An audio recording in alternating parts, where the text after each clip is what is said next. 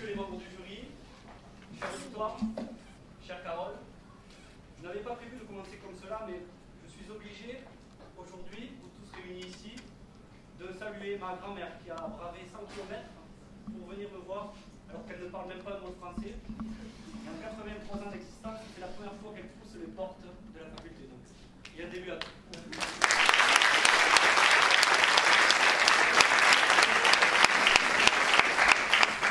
Avant de commencer, laissez-moi vous dire combien il est impressionnant d'être devant un public aussi nombreux et surtout dans cet amphithéâtre. En effet, cet amphi 3, il est pour moi chargé d'histoire. Moi aussi, je vous parle d'un temps que les moins de 20 ans ne peuvent pas connaître. L'amphi, en ce temps-là, perdait de son éclat et toute sa superbe. Désormais rénové et les prises installées, la lumière fonctionne. C'est là que j'ai connu la divine Martine, qui ne posait pas nuit. Martine, c'est ce légendaire personnage du secrétariat de droit qui venait nous surveiller pendant les examens. Voilà, tricher avec Martine, c'était comme avoir... C'est comme remplir sa feuille d'imposition avec le sourire aux lèvres. C'est impensable. Mais revenons-en à notre propos, et surtout à mon client, Rabelais. Accusé aujourd'hui d'apologie du bon sens avec préméditation et d'incitation à la logique absolue pour avoir prononcé ces mots, science sans conscience n'est que ruine de l'âme. Il y a quelque temps, je marchais dans les couloirs du palais de justice. La robe se leva quand j'entendis un tumulte inhabituel. Là, on me fit comprendre qu'une personne exceptionnelle allait être jugée à Perpignan. Cette personne, c'était Rabelais. Au même moment, mon téléphone sonne. Le bâtonnier Trivillac m'appelle et me dit « Juju, cette affaire est pour toi, c'est toi qui es de garde sur le tableau des commis d'office. C'est ton jour de gloire, petit. » Le lendemain, l'Indépendant catalan titré en première page « Maître Odier Soria défend Rabelais, le nouveau Nicolo est né. » Il est 14h30 lorsque je rencontre François Rabelais pour la première fois au parloir de la prison de Perpignan. J'ai mis 15 minutes à traverser une forêt de journalistes. C'était un mardi et je venais juste de déjeuner avec Madame Florence Vallée, qui est une amie. Le hasard fait qu'elle est ce soir présidente du jury. Cette dernière m'avait prévenu. Maître, ne vous loupez pas, c'est l'affaire d'une vie. La France a les yeux rivés sur vous. Votre contradictrice sera terrible. S'ensuivra la première rencontre avec mon illustre client, Rabelais. Je rencontre un homme fatigué, amaigri. Il donne une cigarette, il la fume, et nous entamons alors une discussion. Là, le courant passe très vite. Il me parle de son enfance, de sa vie, et après quelques anecdotes, en bon médecin, mon client me donne des conseils pour ma plaidoirie. Cher maître, pour me défendre, parlez de la science sous l'angle de la médecine. Les nazis ont fait un travail remarquable pendant la Seconde Guerre mondiale, et à ce sujet, mon confrère Joseph Mengele a battu un travail formidable. Je répondis qu'il fallait être prudent avec ce genre de choses, que les gens ne rigoleraient peut-être pas. L'avenir m'a donné raison. Alors déçu et cherchant à nouveau, Rabelais essaya notre argument et me conseilla de parler du nucléaire et des atrocités commises par cette folle science quand elle est mise en de mauvaises mains. Je le revois me glisser clairement « Allez-y, maître, cet argument sur le nucléaire, c'est de la bombe atomique. » Là, ça en était trop. Je mis un terme à la conversation. Je décidai de suivre ma propre raison. Aussi, je vous épargne l'élucubration monotone d'une définition rigoureuse des termes du sujet. Je m'y perdrai tant ceci mérite une description précise et méthodique. Il est vrai que science, conscience, âme sont des termes infiniment difficiles à appréhender, et je ne veux faire de cet auditoire un ramassis de cartes désabusées aux encéphales encombrés par la microche mystérieuse d'une assertion totalement perverse, confrontée au fléau abscon du plaidoirie amphigourique. Je risquerai de manquer de place.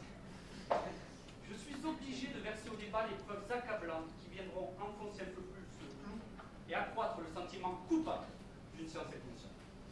Avant tout, sur les conseils de Rabelais, je vais vous faire part de plusieurs expériences personnelles. Je suis moi aussi une victime de la science. Prenez la technologie et les usages que nous en faisons. La technologie est une émanation concrète de la science. Et pourtant, elle me détruit à petit feu. Quelle addiction au portable, quel désastre de la société. Les médecins ont même donné un nom à cela, la nomophobie. C'est l'addiction au téléphone. Ce n'est pas ma mère, présente dans cet auditoire, qui vous dira le contraire. Combien de fois au cours d'un repas, je me suis fait reprendre à l'ordre. Julien, pose-moi ce téléphone. Je prends mon portable. Maman, je suis malade, je le sais bien. Je suis nomophobe.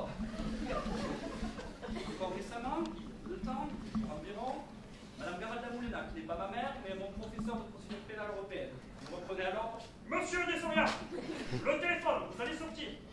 Madame Valette, puisque vous êtes là, vous direz à Madame de Valette, je suis malade. Je suis nomophobe. Concentrons-nous maintenant sur cette science pratiquée avec folie. Dans mes longues recherches, j'ai dû me plonger dans de terrifiantes et non moins troublantes histoires pour vous démontrer qu'une science aveugle pouvait effectivement venir ruiner l'âme.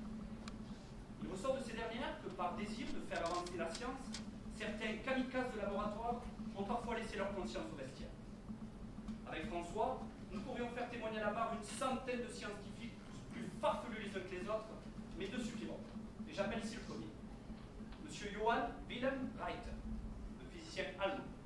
C'est lui qui a découvert l'ultraviolet en 1801. Le dernier était tombé amoureux de l'expérience de notre scientifique Alessandro Volta, un Italien inventeur de la première pile électrique. Eh bien, notre cher Johann voulait connaître les effets de l'électricité sur son propre organisme. Pour son étude, il commença par poser des fils sur sa langue et s'envoya des décharges atroces. Il ressentit des picotements et sa langue pendit pendant un moment. Il pareil sur ses yeux et perdit la vue pendant un long moment également. Le malheureux terminera par appliquer le dispositif sur ses propres parties génitales. Là, c'est une catastrophe.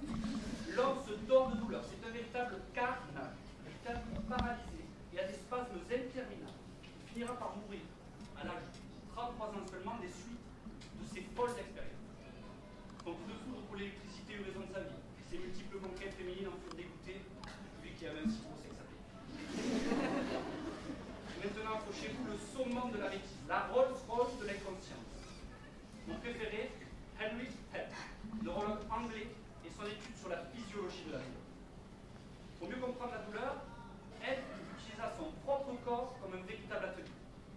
Il demanda à un confrère de lui sectionner le bras dans toute sa longueur, le tout sans anesthésie, lui retira les tendons et les nerfs.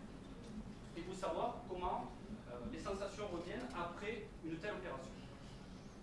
De tout cela, il déduit de deux sensations, les célébrissimes que vous connaissez tous, épicritique et protopathique. Vous connaissez. Henry Head, en foi de science, décida alors de savoir si tout le corps pouvait être réactif à ces sortes de stimuli. Aidé de son inconscient confrère Rivers, ils poussèrent leurs recherches sur tout le corps d'Henry. À force de recherche, ils trouvaient une zone entièrement protopathique, donc ne réagissant seulement qu'à de fortes chaleurs ou à de fortes douleurs. Cette zone, elle est à Henry ce que le pouvoir est à l'homme politique, un bien que je qualifie d'intouchable. Et pourtant, c'est bien de son intimité que je vous parle, mesdames et messieurs. Là, c'est le drame. Ed subit des piqûres insoutenables dans ce qu'il a de plus cher. Il voit son sexe piqué, découpé, trifouillé, trituré. Il va même jusqu'à plonger son patrimoine dans des seaux d'eau bouillante. Personnellement, je n'imagine même pas comment il a pu survivre à tant de douleurs quand je vois comment je réagis avec une écharpe au bout du doigt. Mes chers amis, eh bien, savez-vous quel est le seul enseignement tiré de son étude, et je jure sur le code pénal qu'il est réel, c'est de pouvoir affirmer avec certitude que l'on ne peut pas lire du braille avec son pénis. Merci Henri. Carole, vous prédestinez au barreau comme moi, et vous rêvez, j'en suis sûr, de défendre un jour un client aussi prestigieux que François. Mais aujourd'hui, vous êtes du mauvais côté. Celui qui ose affirmer que science sans conscience n'est que ruine de l'âme. Alors bien sûr, vous allez dire que vous êtes d'accord avec ma thèse, que science sans conscience ce n'est pas que ruine de l'âme, mais cela peut être bien d'autres choses. Et cette simple remise en question, ce déni d'évidence, il m'est juste insupportable. Nous sommes tous deux juristes, tous deux amoureux de cette science que l'on nomme science juridique. Laisse-t-elle place à l'inconscience? Pensez-vous un jour étudier la législation avec légèreté? Conseillerez-vous un criminel avec humour sur les suites de sa détention? Plaiderez-vous devant une cour d'assises en totale improvisation? Mesdames, Messieurs, ne soutenez pas la folie.